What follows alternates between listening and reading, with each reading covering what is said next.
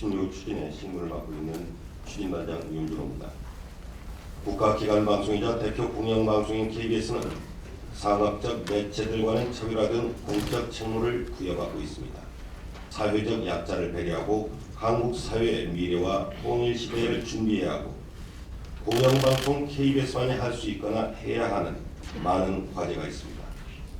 그러나 최근의 재원 부족 상황은 이러한 공적 책무를 제대로 수행하는 데 많은 어려움을 안겨주고 있는 게 사실입니다. 현재 수익 구조로서는 더 이상 공영방송다운 역할을 다하는 데 한계 상황에 이르렀다고 말씀드리겠습니다. KBS는 이번 수신료 조정안에 EBS 수신료 지원 확대 방안을 담았습니다.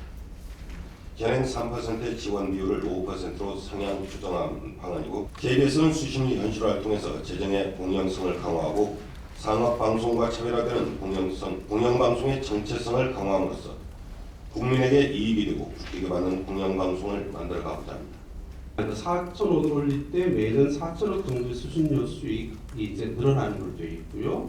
대신에 광고는 2,000원 정도 줄이는 걸로 되어 있습니다. 결국 KBS가 2,000원 정도의 추가 수익을 올리고요. 2,000원 정도의 광고는 종편 등 다른 미디어 섹터로 빼는 걸로 이해가 됩니다. 일종의 나눠먹기식 아니다, 이렇게 아주 거칠게 한번 말씀을 드려보겠습니다.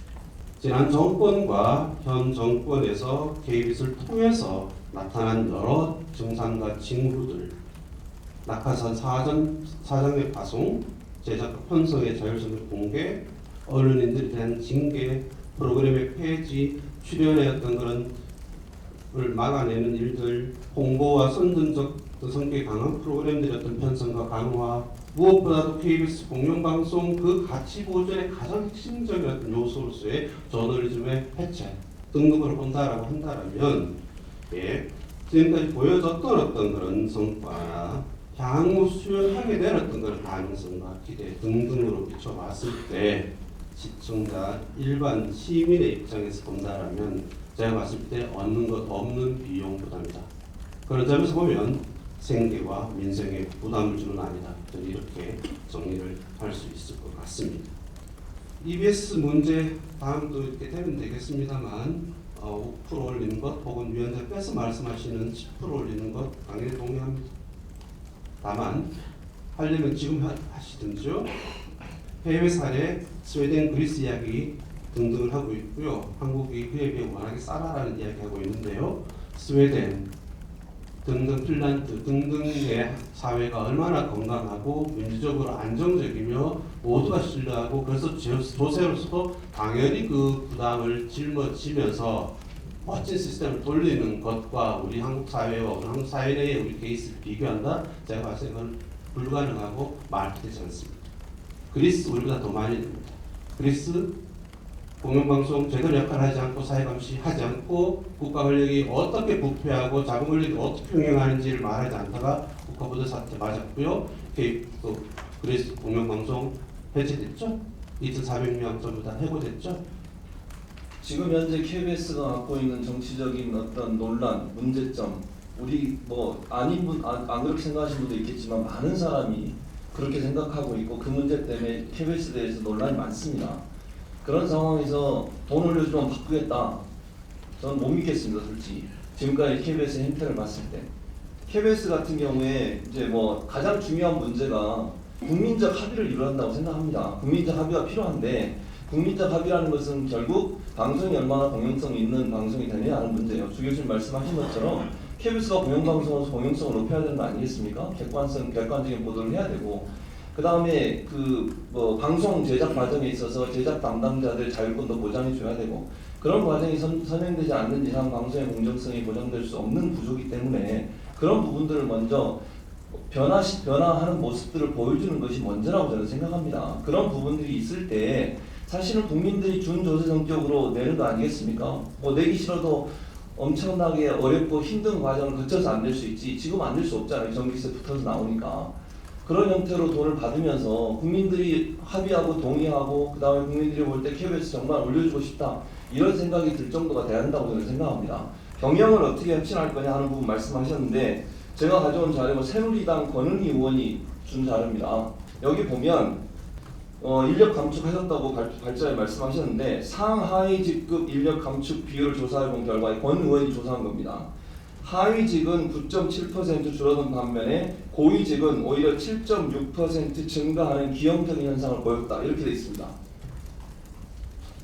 그러니까 인력 구조 줄였다고 얘기하고 숫자 줄였다고 하는데 우리 오히려 제2측에 있는 게 1급직이라고 1급직 전문직 이렇게 제2측이 두 개인데요. 그 두 가지 직급에서는 오히려 인원이 늘었어요.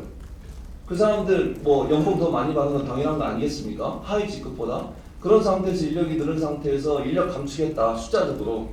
그러니까 전체적으로 보면 KBS 경영의 합리화 자구 노력이 실제적으로 도움이 될 수 있는 구조를 갖느냐 하는 부분에 의문이 있다는 겁니다. KBS가 이런 부분에 대한 자구적인 노력을 하지 않고 계획도 내놓지 않는 상태에서 무작정 돈 없으니까 경영 어려우니까 수준을 올려달라 이렇게 주장하는 것은 국민들의 합의를 받아내기 힘들다는 겁니다.